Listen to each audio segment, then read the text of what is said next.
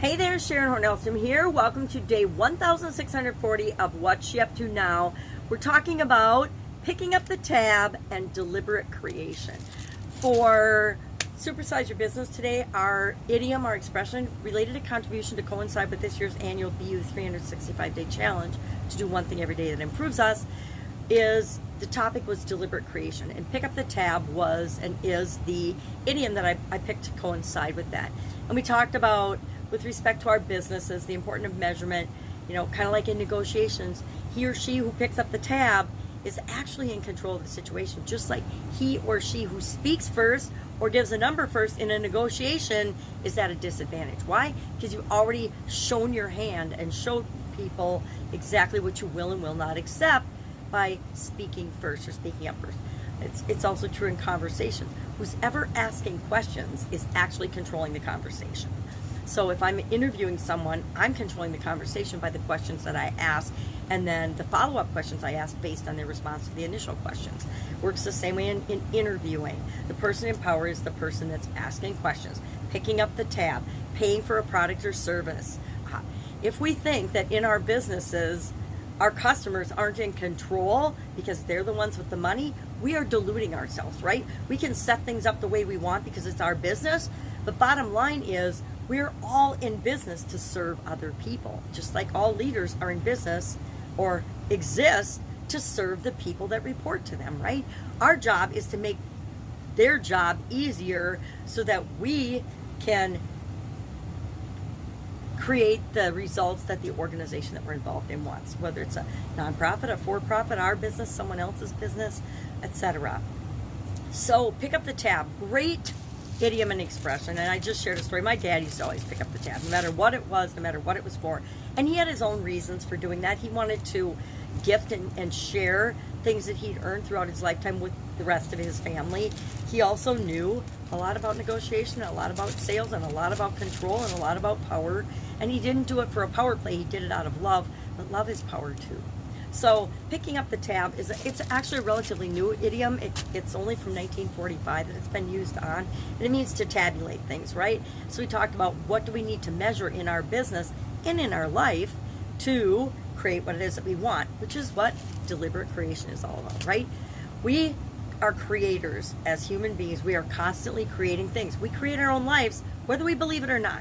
We all adhere to universal laws, not, well, physical laws too, and not man-made laws, but laws. We can decide whether we're going to follow man-made laws or not, right? We can choose. Universal laws, guess what? They affect all of us, all human beings, no matter what. No matter where you're born, no matter what country you live in, no matter what you believe, universal laws impact us. We are all creators. The law of attraction works for all of us, whether we believe in it or not. The law doesn't require that you believe it in order for it to play out and actually work in your life. That's why they're called universal laws. They apply to everybody, the entire universe. So, one of those, or a subset of the law of attraction, is the law of deliberate creation. We're creating, whether we believe it or not, so we can create on purpose and deliberately and focus on what we want, or whatever we're thinking about is what's going to show up in our life. And we might not even be consciously aware of what we're thinking about, and it'll show up in our life. And I had that happen to me in 2010. I had a sudden cardiac arrest, and when I recovered from that event, which I'm one of the very lucky, very fortunate few that do survive and pretty much am unscathed due to that event. I still do pretty much everything I want, few exceptions. But very few people are fortunate to have that happen. Now, I didn't think I want a sudden cardiac arrest. I want a sudden cardiac arrest. I want to die. But I was thinking that I was overwhelmed. I was in situations I didn't know how I was going to handle and what I was going to do about them and deal with them. And I was thinking about that over and over again, day in and day out for months leading up to my sudden cardiac arrest. And my subconscious reaction was to actually have a cardiac arrest and die. Luckily for me, the universe was watching out for me, and I didn't really want to die. I just wanted an excuse and a reason to 100% stop, literally dead stop, what I was doing and give myself permission to change. Because the only person that needed me to give me permission to change was me, but I didn't think that I had that freedom or that ability, even though I had it all along. So lots of lessons learned when you have a sudden cardiac arrest.